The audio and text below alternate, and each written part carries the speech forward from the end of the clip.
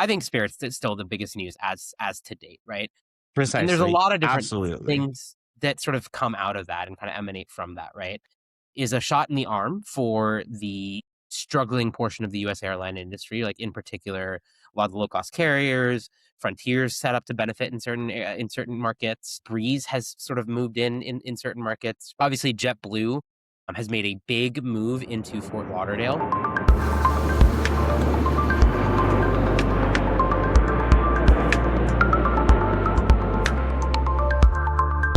Hello, everyone, and welcome to the Airways Podcast, Season 10, Episode 4. I'm one of your co-founders and co-hosts, Rohan Anand, with Vinay Bhaskara, my fellow co-founder. And next month, Vinay will be celebrating 10 years of doing this podcast, starting from where we began in Dallas, Texas, with Chris Sloan, June 2016, some barbecue, and I think Austin speaker in a hotel room. How far Yeah, we've it come. has been a journey. We are definitely not the most consistent in our recordings, but yeah, it's kind of wild that we've been doing this for a decade. Yeah.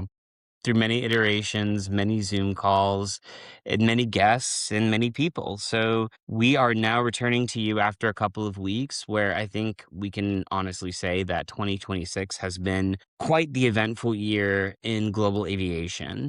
And I think we can also speak to the fact that if we were to just take this episode to focus solely on the US airline industry, we can make an episode in and of itself. Wouldn't you agree, Vinay? Even just I think it's been a couple months since we recorded, so much has changed, both as a result of kind of the broader geopolitical landscape, which was a theme of one of our earlier episodes this year, and just because of some of the structural market changes within the US, not the least of which is the fact that we're down a bright yellow airline. Yeah. Maybe we'll start off on a bit of a more jovial note. Tell me about some of your travel or personal life updates in the recent weeks or upcoming airline aviation geek related components that might be of interest to our listeners. Yeah, well, I mean, I've actually had some fun travel the last month and a half in between a lot of boring domestic work travel. So I got to fly Cathay Pacific in first class and in business class for the first time in about a decade. And, it's definitely a product that has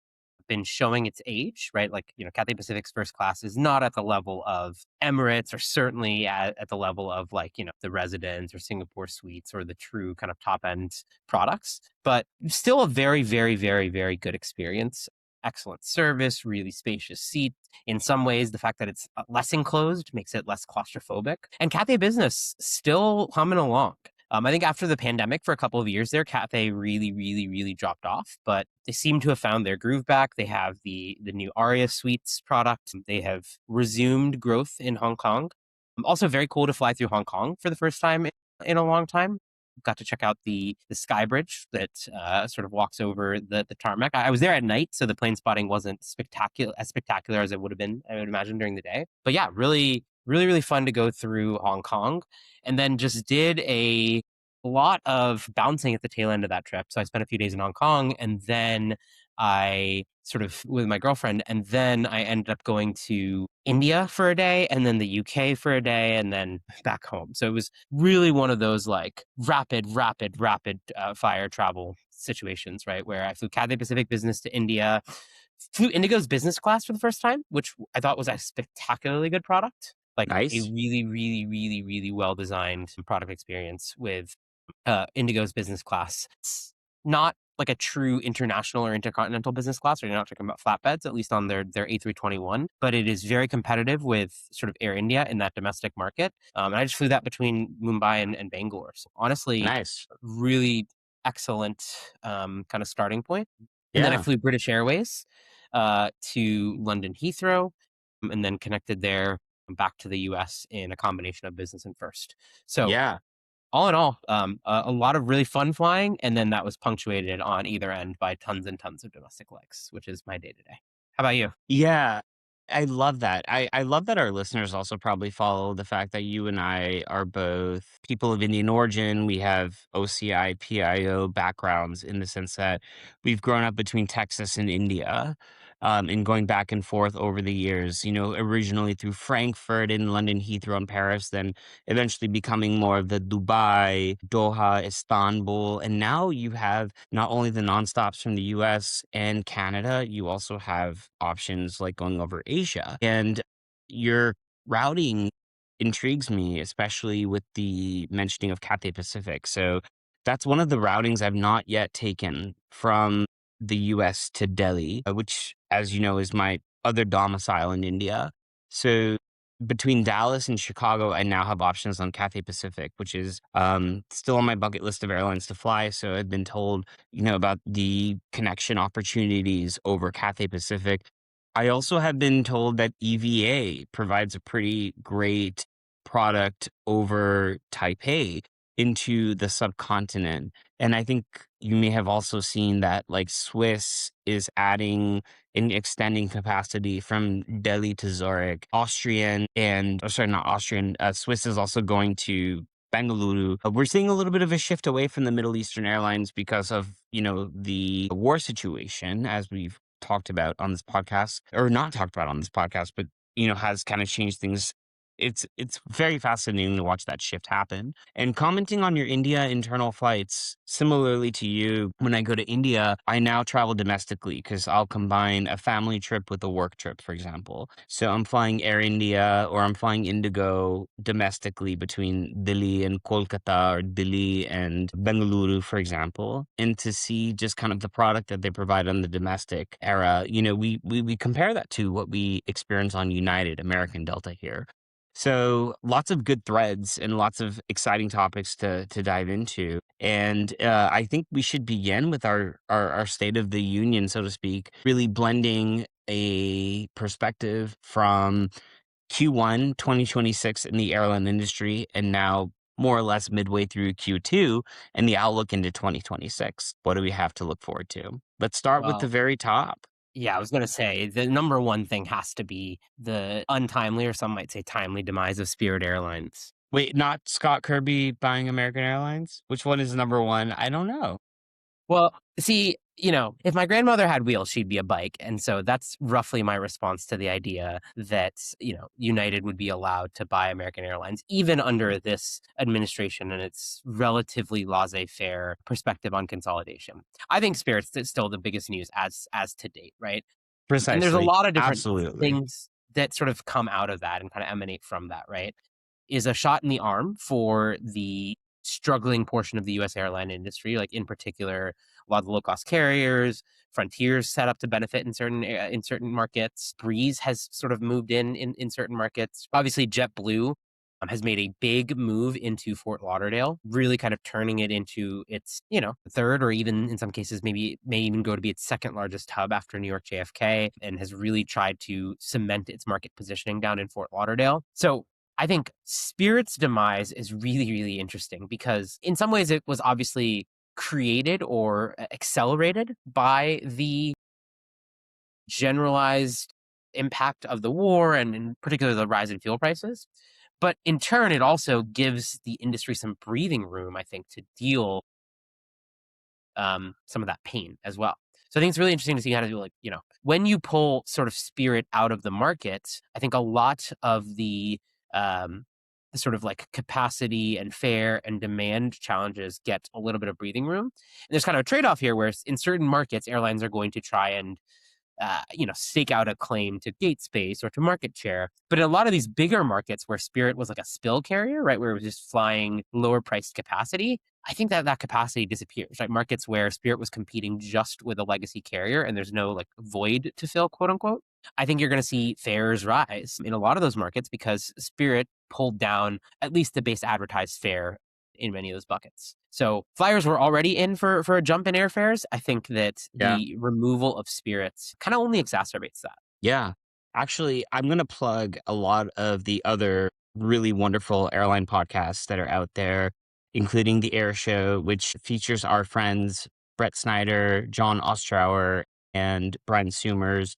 There's also Airlines Confidential that features Scott McCartney and a litany of different guests, including Oscar Munoz, as well as it was originally actually started by Ben Baldanza, the CEO of Spirit Airlines that helped it get on its way. And also, Harry Hardevelt is a featured guest there. And then there's another one that has had our guests on, which includes the Helwing, edit this part out because I can't remember on the name.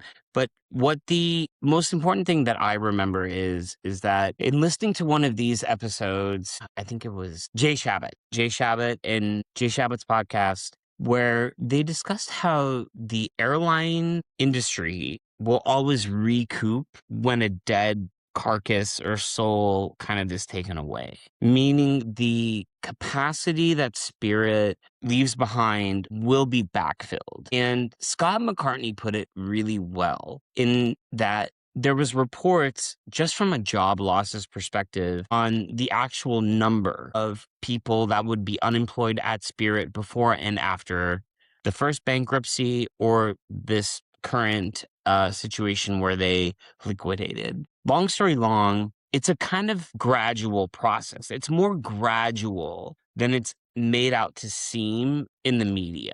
While it's very sudden, there are parts of it that like have kind of always been pointing in that direction that leaves it into where it is now. And yes, like those assets, whether they be real estate assets, crew, aircraft, or otherwise, will just be absorbed back into the US airline industry. And a year from now, I hate to say this, but no one will really be thinking about Spirit anymore. Well, I think every passenger should be when they're paying 100 extra bucks on certain flights. Because, see, here's the thing. I think, yes, on some level, right, a large chunk of what Spirit did from a cumulative capacity perspective, from a cumulative asset utilization perspective, right, those planes will get reassigned. In fact, I think I saw that, already something like 70 or 80% of those planes have been sort of reallocated to other parts of the industry. Okay, that part's easy.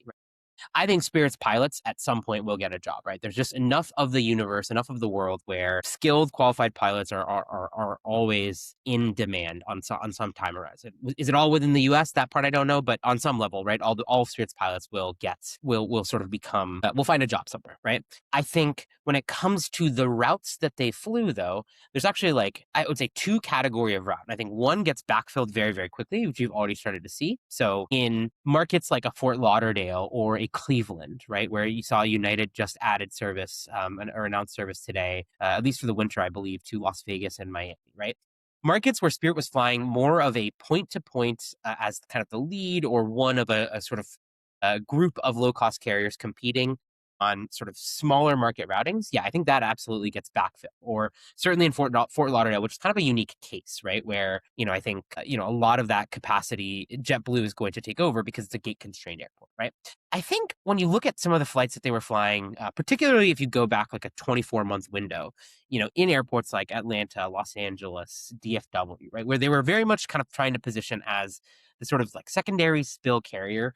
The analogy I would give is like they were doing sort of more of an easy jet strategy to some extent, whereas Frontier was taking more of a Ryanair adjacent approach. So really, Allegiant's probably the best parallel to Ryanair in the US market.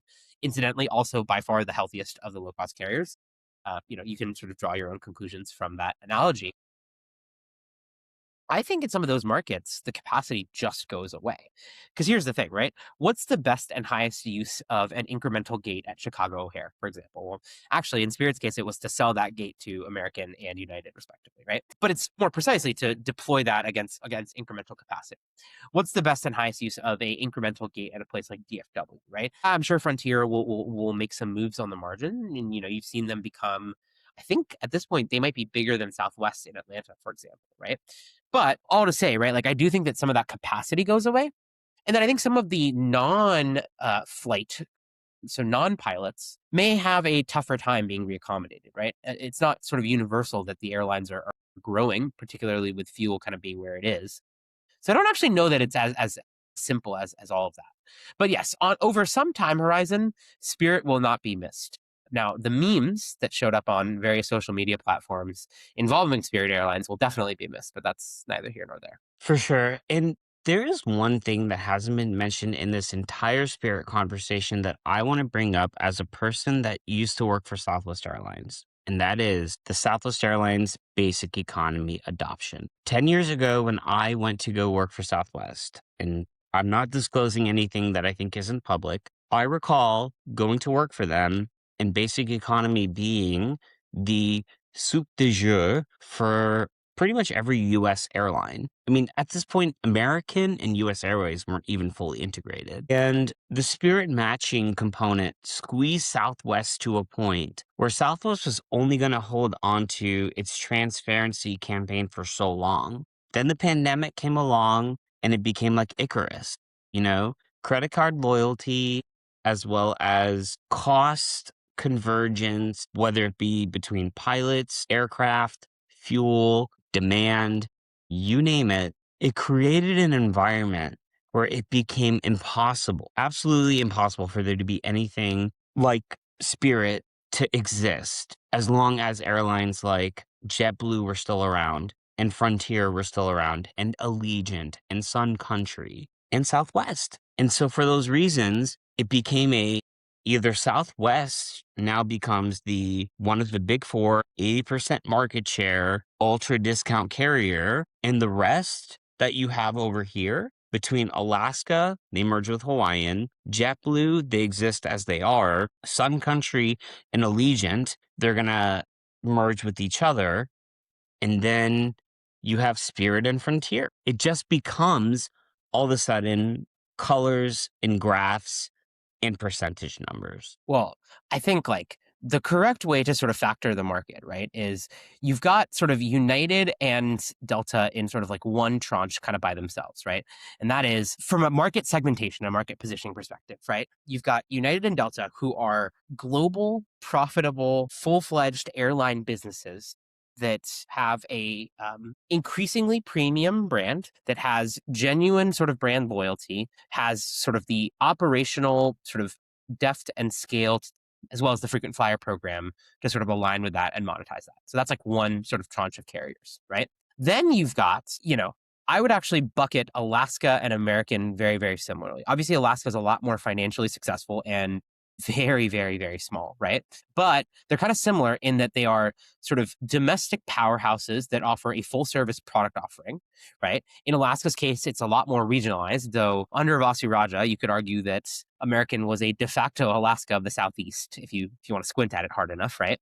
Yeah. But, right, that are not quite at the same level of global heft and scale as United and Delta, certainly don't have the overwhelming frequent flyer dominance or positioning. And obviously, I'm being a little unfair to American, right? But they're kind of in this sort of tier by themselves. Then you have Southwest and JetBlue, who I'd actually bucket together. And once again, right, the financial results are a lot better for Southwest, even sort of despite the Elliott fear mongering, than they are for JetBlue. But they are increasingly what I would describe as middle of market network carriers. And they essentially operate hubs, right? Southwest has factored, its Midway operation, its Nashville operation, its Baltimore, Washington operation into like a genuine hub. It does a lot less of the sort of like incremental point to point flying in certain markets, right? It's over time drawn down San Antonio relative to Austin, where 10 years ago, those are similarly sized operations, right? It's increasingly looking like a network carrier, just with a wider network of smaller hubs. And JetBlue, kind of very similar, just more regionalized,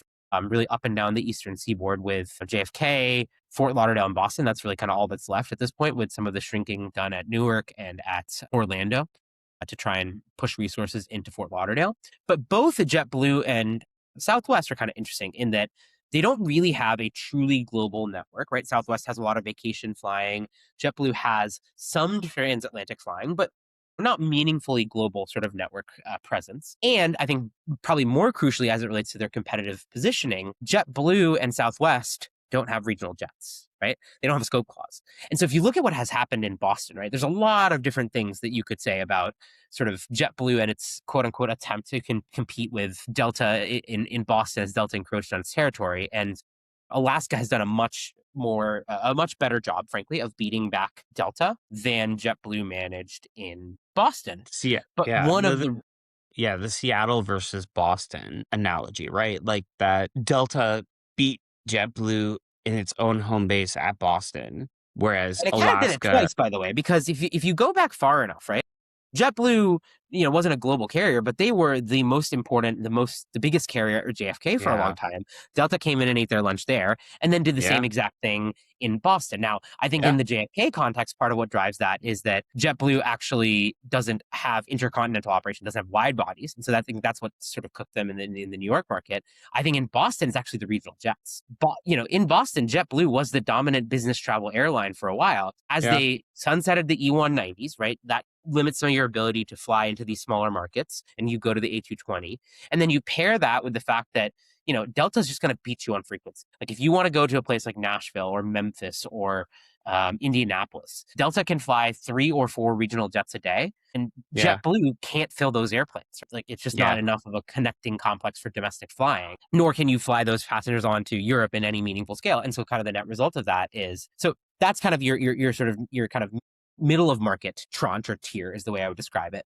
And Yeah. then you get to your low cost carriers. And I actually think you have like two distinct sort of models amongst the low cost carriers. You've got your really at this point it is just Frontier. It was Spirit before, which are sort of like nationwide ULCCs that fly and operate from major markets. And then you've got your sort of like Ryanair clones, right? Allegiant, and I would maybe put Breeze kind of into this bucket, though they're obviously not as bare bones of a product as Ryanair, but they fly from secondary markets. They fly sub daily frequencies. They do a lot of sort of like vacation leisure oriented flying. Breeze, they're kind of doing treading their own path. How successfully, I wouldn't know, and I'd probably bucket a Velo somewhere between those two poles. But Yeah. that's kind of how the market looks. And oh, by the way, post pandemic, really only that top bucket has been consistently profitable and delivering investment grade returns. Every other one of those buckets has had some sort of issues. Now, in Allegiant's case, you might say it's not as much to do with the running of the airline, though I have my questions as to why they bought Sun Country, but hey, neither here nor there. But in Allegiant's case, it's much more they had a ill-fated hotel escapade that I think has thankfully sort of seen its time through. Again, a beach resort in Florida with no beach. Who would have thunk that wouldn't work, right? But regardless, I do think that, there is just a degree to which there's a degree to which, right? Like you could write a eulogy for the ULCC model. And I think it was killed by the A321 and it was killed by basic economy, right? The legacy carriers got better unit costs and got better at segmenting their market to remove Spirit's ability to capture the top end of the spill traffic that they needed with low sort of advertised fares. Precisely. Like the whole concept of everything now being all about thinking along the lines of the art of a deal. It makes me feel like, does that mean that JetBlue feels like its only option to survive moving forward is to merge with Alaska, right? I And suspect that the most likely merger is probably with United, right? right? I think United and American in some ways make more sense than Alaska, right? Because, okay, you combine JetBlue and Alaska, you basically have a carrier that operates on either side of the country, but does nothing between, Boston and San Diego, right? Like literally, if you just look at a geographical plane, right? I suppose Boise, right? So on some level, right, like an Alaska JetBlue combination would lack a mid-continent hub. And that would be the thing that prevents it from being able to compete with United and Delta. I think American plus JetBlue might make some degree of sense, right? American has a pretty strong presence in Boston. They've obviously got JFK. The Miami sort of Fort Lauderdale combo would be questionable, though. Insofar as you view JetBlue as Fort Lauderdale, Boston, New York, and a smattering of point to point flying, it makes less logical sense than United, right? Because in United's case, both Boston and Fort Lauderdale would be genuinely additive to the network. And New York JFK is a place that United has been trying to wrest its way back into ever since, the sort of early pandemic era move to give up their JFK slots. So I think that that's probably the place that this would go. Will that get approved? Will it get approved with certain concessions? That's sort of entirely in the eye of the beholder. I think that Delta plus JetBlue would be probably too anti-competitive even for this DOJ, just I feel because there like would be Delta has made it known that they want to continue to do things the Delta way. I think that they are all about now going on the A350 is coming. Our JVs are here. We're going Our Wi-Fi to is 30% slower and rolling out 30% yeah, slower we're than gonna invest Starlink. in Riyadh Air. We're gonna fly. It's all about the Saudis. It's all about the South to the Saudis. Hey. And then it's gonna be like them just doing what they've done well because guess what? Delta is a well-managed, well-run, oiled machine, literally and figuratively with the trainer on P hashtag. And it's been working fine for them. United is now in Delta's reign. And I actually think that United has the ability and the capacity to overtake Delta based upon leveraging its assets strategically in key hubs. And I'm not talking about like Denver. I'm talking actually about in LA or in DC or even in Newark and absolutely in SFO, absolutely in Houston and absolutely in Chicago. So where does that put American? American is, in my opinion, I can't describe it better than a really attractive person when they're naked, yet still feels ashamed and doesn't have an idea of what I fits on might what. describe American as someone who is really attractive when they're clothed and becomes steadily more unattractive and made up and becomes steadily more unattractive when you look under the hood when they're naked. I would actually maybe flip I the analogy. Okay, sure. Yeah, absolutely. It feels like it should be such a click. And the Scott Kirby narrative about buying American has become really a matter of Scott Kirby running circles around some of the people that fired him from 10 years ago. It's the math and the spite and the whatever. It really doesn't matter. Don't let Honestly, dunk the football is kind of my take on this, right? Like now he may be sort of like setting himself up for a much harder fight in the sense that like you keep clowning on Robert Eisen one too many times, and the board may decide, hey, we want to get ourselves someone better. So like hold that aside. But I do suspect that there is a degree to which he's just right? Like on some level, American has sort of like, defecated on the bed for the better part of the last 10 years, right? Really sort of post that like 2019, certainly post pandemic has Well, been a also, really, rough go of it.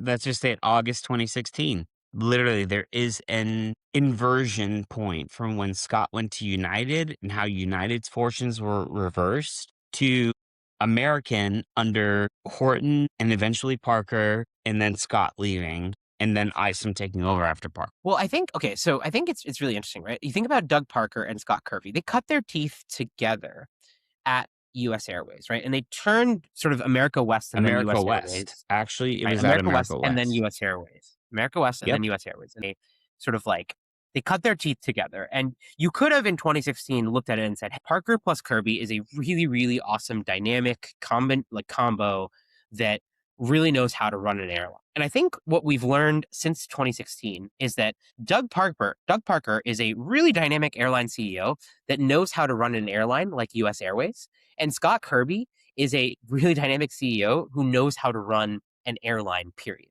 Like I 100% believe that you could put Scott Kirby in charge of Frontier Airlines and he would do a good job. Like he has shown himself to be adaptable, capable of reading the actual sort of underlying direction of the market and the trend line of the industry. He's shown himself as being sort of flexible in the guy was, a penny pincher He's from the armed extraordinaire. forces. He's an armed forces guy. He is the nerdy, fun brother who is like hashtag baby girl. I really like Scott Kirby. I actually think he's kind of like a soft inside person, and he's made a lot of evolutions as an individual as he's learned. He's actually really open to grow. Well, yeah, and I think you and I are kind of talking about sort of two sides of the same coin, right? The sort of tangible and the intangible. But yeah, like he pivoted from running a ULCC masquerading as a full service carrier, which is what the successful versions of America West and US Airways kind of were, right? Running a bare bones quote unquote full service carrier to running, a premium global airline, the best since Pan Am, some might say, right? I'm being facetious, obviously. But Doug Parker and the American group that sort of sat underneath him, whether it's Robert Isom and so on and so forth, never were really able to make that pivot. Even today, you're starting to see some of that adjustment be made where American realizes that it has to build a premium airline, which is different than having some premium seats. And I think it sort of dovetails in everything, right? They have this sort of like low cost carriers mindset, which is every cent of cost that can be pulled out that we deem non-essential should be pulled out, right? The apocryphal, it feels sometimes like they read that sort of apocryphal story about Bob Crandall pulling the olives out of the salad and like overlearned that lesson, right? Like Right, on in like cost convert like it and like the Gordon Bethune book From Worst to First, where he says you can fly to win, or you can make a pizza so cheap that nobody wants to eat it. Yeah. Yeah. And I think like the sort of like rise and then fall of the, ULCC model, at least in the US, is sort of proof positive of that, right? Which is that holistically, right? Like at the type of operating cost in the United States, in order to generate the kind of revenue needed to run a profitable airline, given all of the types of legacy fixed and sort of expenses that are uncontrollable, right?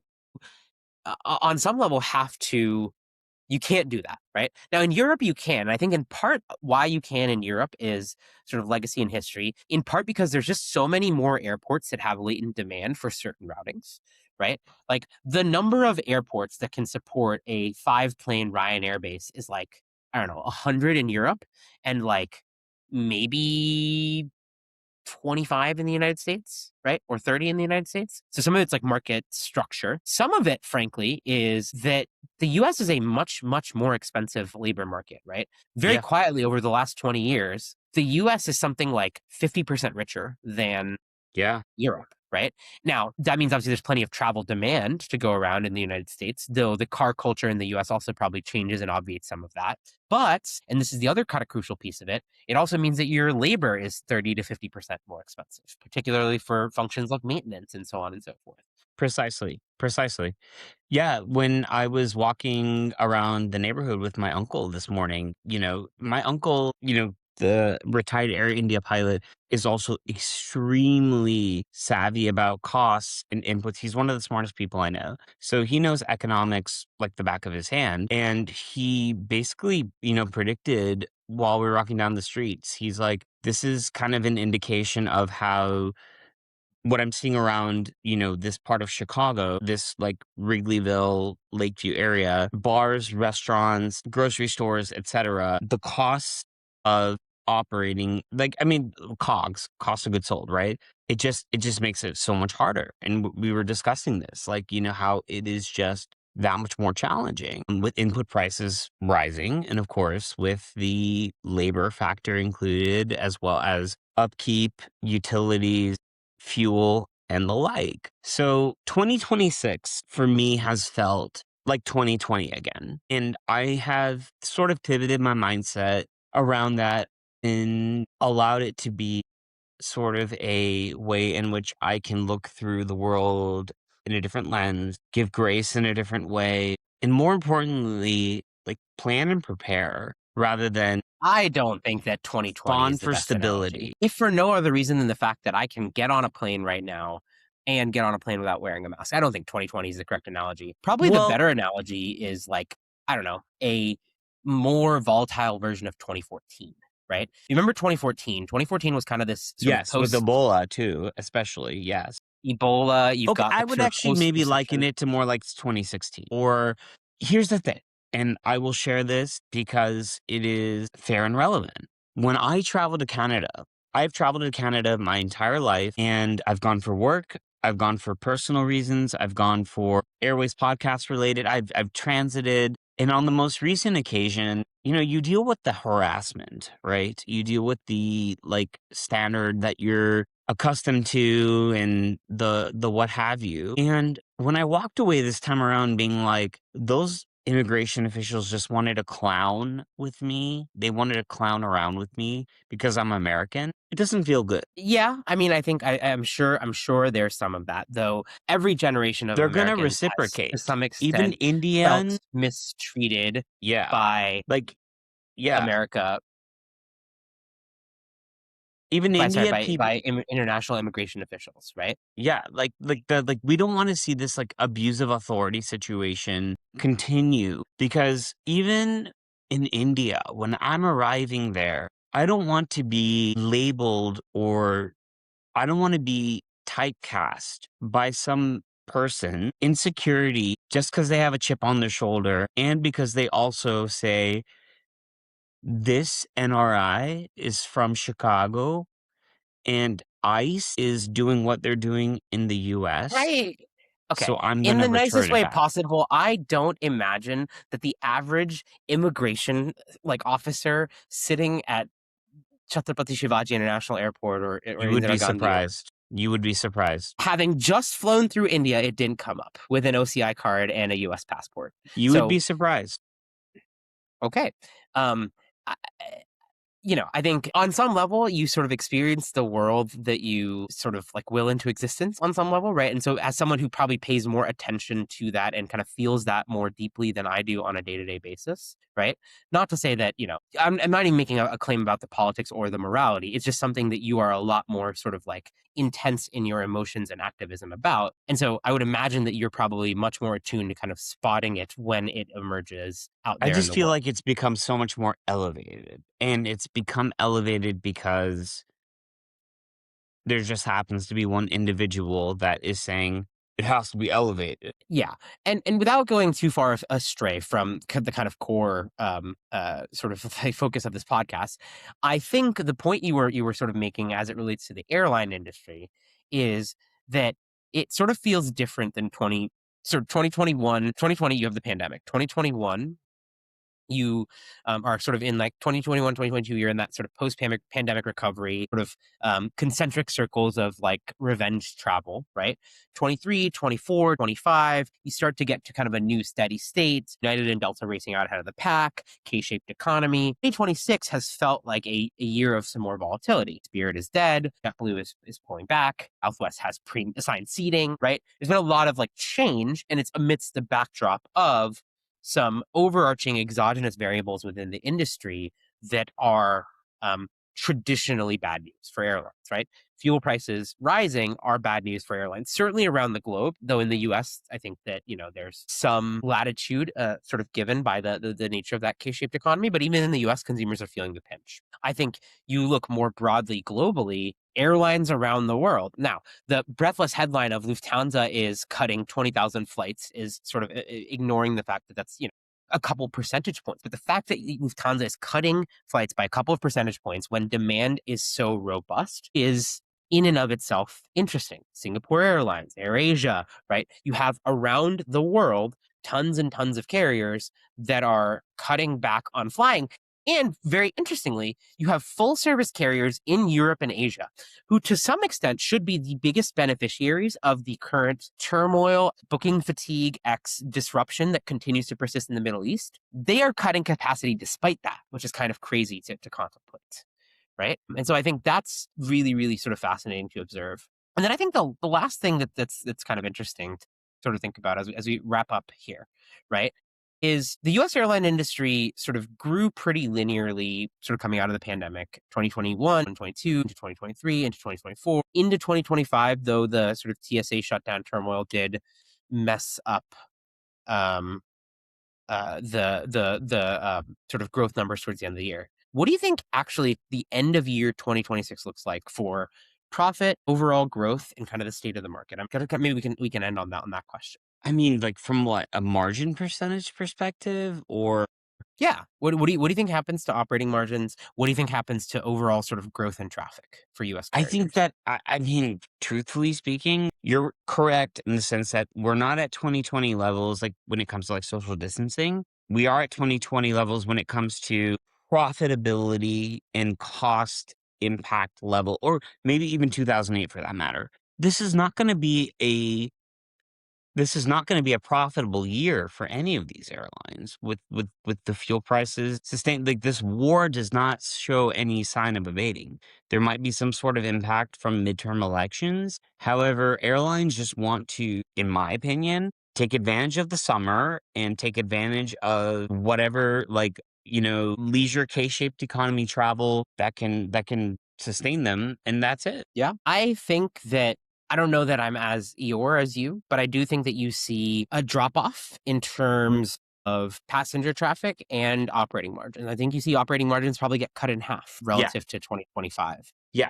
If Yeah. that's a temporary downturn or a like cyclical shift, I think only time will tell. There are still overarchingly strong demand trends in some other places, Yeah. but it's really, really fascinating to think about what comes next. Definitely. I feel that it is ultimately going to be a worthwhile endeavor to see a month and then a month and a half from now what trends for the summer period as well indicate with regards to things like the Airbus A321LR getting put into motion, lower fuel costs achieved through the 737 MAX, the price of fuel if the war continues, and then above all, just seeing if Think, there. and this is a sidebar, 321LR is a nothing burger. It has become pretty abundantly clear that at least as currently delivered, the 321LR, but especially XLR,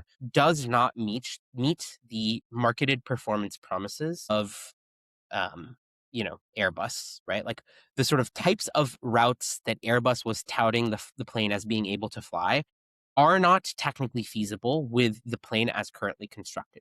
And no, that doesn't mean that there are not carriers that won't get utility out of it, right? Carriers that are perched on the western end of Europe will get some utility, right? Iberia, Aer Lingus. So is this like the new MD? I would not go so far as to say that, right? Because you Because still the have this sort of MD-11, I went down a rabbit hole the other day that was like the MD-11 is basically like one of those things that like overpromised and underdelivered, right? It was like a way to and I would probably argue that it was maybe the MD-11 was like a rebranding of like the DC-10's like bad fortune, you know? That's another topic for another day. yeah. Well, maybe we can save that for our next episode, We reminiscing we can about bump the up to. No, this has been super fun. Vinay, thank you so much for wanting to hop on and getting back into our dynamic. And I think it's been wonderful to continue to talk about these things. I know that I spoke to uh, my thoughts about, like, for example, Southwest, the unbundling of the product and how much more that makes me want to fly them, even though like 10 years ago, I love Spirit, right? And I used to fly Spirit because of the unbundled product. Now I am, content with being a United Gold based out of Chicago. And I am flying this summer domestically mostly. And then my only international trip to Amsterdam, I use miles to fly Finnair in business on the new business product that they have using American miles. And then I'll be doing the same in return in economy on United. And I think that other potential travel that I might have in my bucket list could be a trip to Japan in the fall and Puerto Rico in the winter. But those are still more fluid. What about you? my travel plan is a whole lot of US flying. I'm flying to Boston, I'm flying to Chicago, I'm flying to DC, I'm flying to LA. So just a lot of back and forth. One really fun thing that I did finally experience for the first time is that United now gives you access to the Polaris lounges when you fly transcons. And this is true even if you're flying on a non-Polaris aircraft, right? So I was on a 757, which, calling that Polaris is stretching the definition, but I got access to the Polaris Lounge in LAX, which was incredibly nice and brings them up to par with Delta. I think that's kind of the passenger experience side of this has been really interesting for me because, yeah, like Delta is still probably the best day to day in flight experience. So if a United plane has Starlink, for me, it more than transcends that. Yeah. United sort of number two, kind of right underneath. American is a cut behind that. And then Alaska's pretty on par with American, but again, has a route network because I'm sort of like more often on the East Coast, has a route network that is less relevant to my day to day travel. The inverse of that, right, is that United still is a little bit behind Delta on some very, very critical and crucial things. But I think they've done a great job What of are those closing things? that gap. Some of it's sort of like personal aesthetic preference, right? So for me, the lack of live TV on United really matters until the moment they get Starlink, right? Because once they get Hmm. Starlink, I'll just do it on my own device. But I'm a sports fan. And so just on my most recent sort of 77 flight from LA to New York, they did not have working Wi-Fi, so I couldn't Hmm. watch the insane Knicks comeback in that game one, right? And then the Wi-Fi in general, it has been a pain point with United for a long time, though it's kind of bifurcated where they have by far in a way the best Wi-Fi experience in the US guys, and then the Yeah, worst. Then I would say that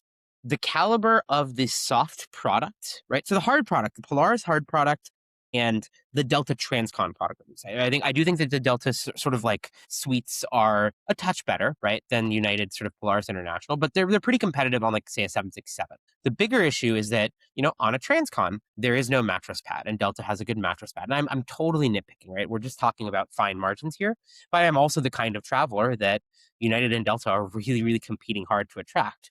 And right now I kind of split my business because I'm sort of governed more by schedule than by anything else. But, a sort of souped up version, right? I've got some natural affinity for United. I've just been a Continental and United flyer for a really, really long time. And if they raise their game in like 3 or 4 very discrete ways, I think it would be pretty easy for me to shift proportionally much more of my business to United. I get that. I get that. Well, I think that the other thing that we shouldn't forget before we sign off fully is that we have Breeze and Avello. We need to start watching those two girlies as they continue to enter into the room and to congratulate Breeze on its 5-year anniversary, apparently. And I want to say thank you for listening to us on the Airways podcast. And for the next couple weeks, please leave us feedback. Please respond to any surveys or questions we send out. And Vinay, when you're in Chicago, we'll be able to film our next episode. Yeah, sounds like a plan. Thanks, everyone.